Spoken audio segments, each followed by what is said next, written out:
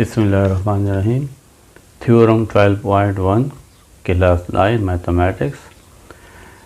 अब यहाँ पे इस थ्योरम को सॉल्व करने से पहले एक बात आपको समझनी है और वो है राइट बाइसेक्टर। ये हमारे पास एक लाइन सेगमेंट है। इसको अगर एक लाइन दो हिस्सों में काटें तो ये लाइन जो है ये इस ए बी का क्या है, बाइसेक्टर है। Bi means two, sector mean हिस्से। क्योंकि इस लाइन ने इस लाइन सेगमेंट ए बी को दो इक्वल पार्ट्स में डिवाइड कर दिया है, तो ये क्या है, ये बाइसेक्टर है।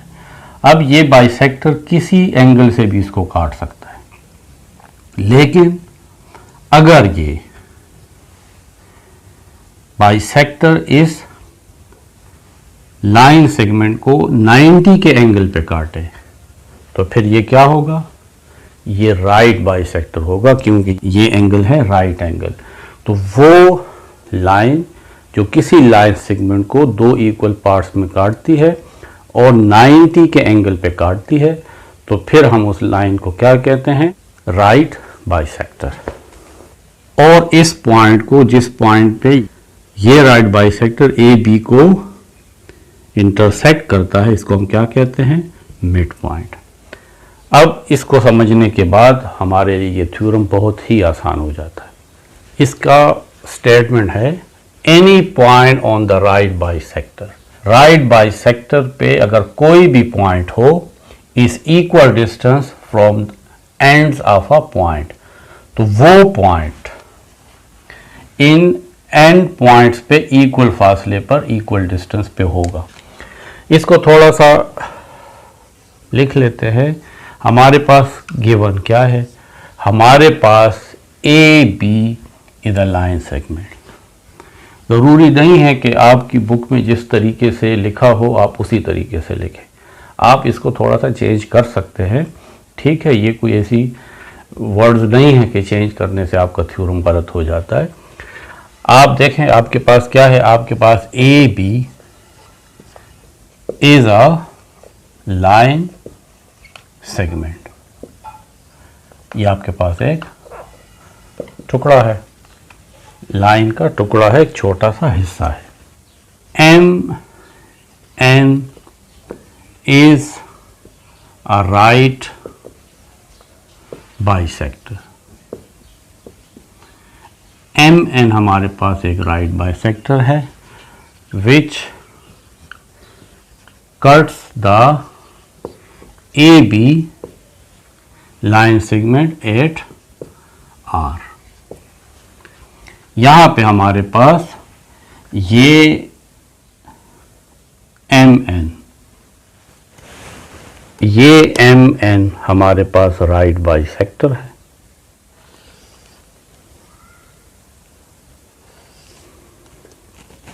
इसका नाम है MN। ये इस ए बी को आर पॉइंट पे, जो इसका मिड पॉइंट होगा, इंटरसेक्ट करता है। और क्योंकि ये राइट बाइसेक्टर है तो ये इस लाइन सेगमेंट को 90 के एंगल पे इंटरसेक्ट करेगा, यानी ये और ये आपस में 90 के एंगल होंगे, ठीक है ना। क्योंकि हमें पता है कि एक लाइन जो है ये 180 का डिग्री बनाती है, तो अगर ये 90 है तो फिर ये भी 90 होगा।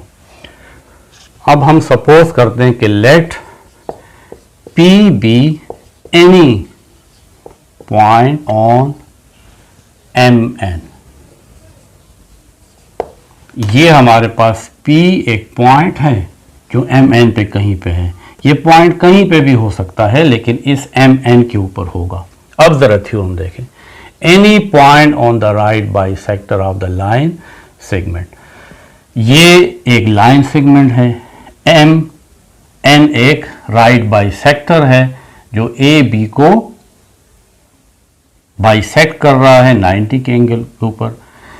एनी पॉइंट, ये पी वो पॉइंट है जो किसके ऊपर है, इस राइट बाइसेक्टर के ऊपर है। Any point on the right bisector of the line segment is equal distance from and points of the line segment. तो ये एंड पॉइंट्स है लाइन सेगमेंट के, और ये एम इस एम एन के ऊपर एक पॉइंट है। प्रूव ये करना है कि ये जो पॉइंट है इस एंड पॉइंट से इक्वल फासले पे होगा, ये और ये डिस्टेंस आपस में इक्वल होंगे। हमने यहाँ पे थोड़ी सी ये कंस्ट्रक्शन की है कि P को A से मिलाया और इस P को B से मिलाया, तो ये हमारी कंस्ट्रक्शन है कि join P to A and P to B। To prove, हमें प्रूव ये करना है कि ये जो PA है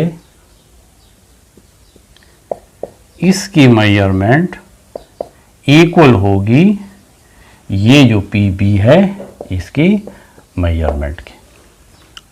यानी हम कह सकते हैं कि P इज इक्वल डिस्टेंट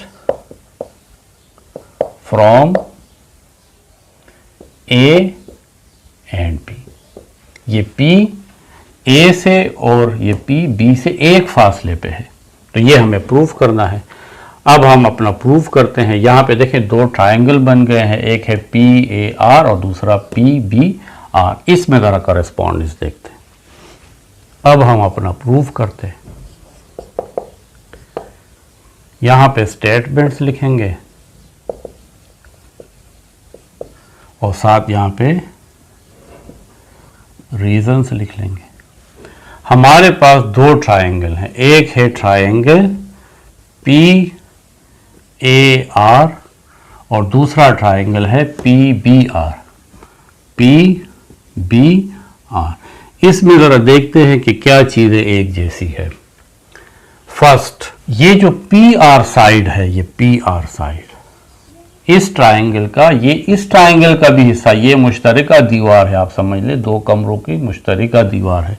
तो PR is congruent to PR क्योंकि ये इन दोनों में कॉमन है। दूसरी बात, angle 1 is congruent to angle 2 क्योंकि दोनों राइट एंगल्स हैं, राइट एंगल्स। तीसरी बात, AR side is congruent to BR। ये क्यों? ये क्योंकि हम कह रहे हैं कि MN is the right bisector of AB और राइट बाइसेक्टर एक सेगमेंट को इक्वल दो हिस्सों में काटता है। तो इसका मतलब है कि ये AR और BR जो है ये इक्वल सेगमेंट्स हैं। तो ये तो हमारा गिवन था, ये तो गिवन में है, ये गिवन है। तो एक ट्रायंगल के दो साइड्स और एक एंगल, दूसरे ट्रायंगल के दो साइड्स और एक एंगल। इन दो ट्रायंगल के में एक ट्रायंगल के दो साइड्स, ये वाला साइड और ये एंगल, और दूसरे ट्रायंगल का ये वाला साइड और ये वाला साइड और ये एंगल आपस में कॉन्ग्रुएंट है।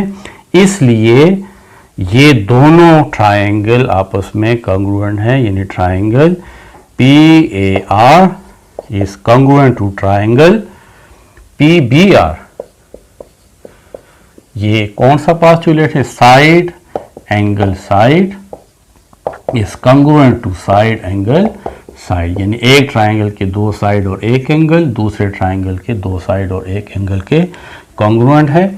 तो अगर आप इन दो ट्रायंगल को काट दें और इस ट्रायंगल को इसके ऊपर रख दें तो तमाम साइड्स, तमाम एंगल एक जैसे हैं, ये एक दूसरे को बिल्कुल कवर कर लेंगे, ये एक दूसरे के ऊपर बिल्कुल फिट आ जाएंगे।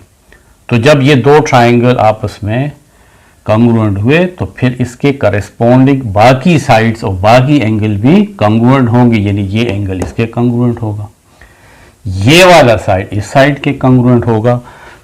तो PA side is congruent to PB side. क्यों? क्योंकि ये corresponding sides of congruent triangle.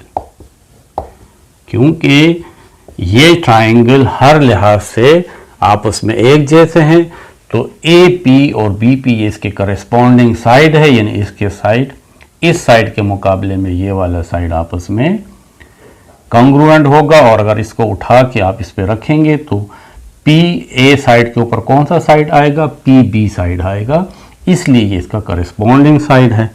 तो हमने ये प्रूफ कर दिया कि यानी point P is equal distance from the end points of the line segment. तो पी इसके ये कह सकते हैं कि P point is equal distance from A and B. This is any arbitrary point. नीचे फिर आप ये लिख सकते हैं कि P is any arbitrary point, यानी हमने कोई सोच समझ के नहीं लिया, बस इस पे कोई पॉइंट ले लिया। अब अगर आप P के अलावा यहाँ पे Q पॉइंट लेते हैं तो इस Q का A से डिस्टेंस और B से डिस्टेंस ये भी इक्वल होगा, फिर ये ट्राइंगल बन जाएंगे, उसी तरीके से प्रूफ करोगे। अगर यहाँ पे आप X पॉइंट लेते हैं तो ये भी इक्वल डिस्टेंस होगा। अगर यहाँ पे आप Z पॉइंट लेते हैं तो ये भी इक्वल डिस्टेंस होगा। So P is any arbitrary point. If we take any point on this right bisectors, this point will be equal distance from n points of this line segment. ये हमारा 12.1 theorem था। इसके बाद जो 12.2 theorem है वो इसका कन्वर्स है। वहाँ पे पी ए और पी गिवन है कि ये इक्वल डिस्टेंस पे है, तो ये प्रूफ करना है कि ये पी कहाँ पे होगा, ये इस राइट बाइसेक्टर पे होगा।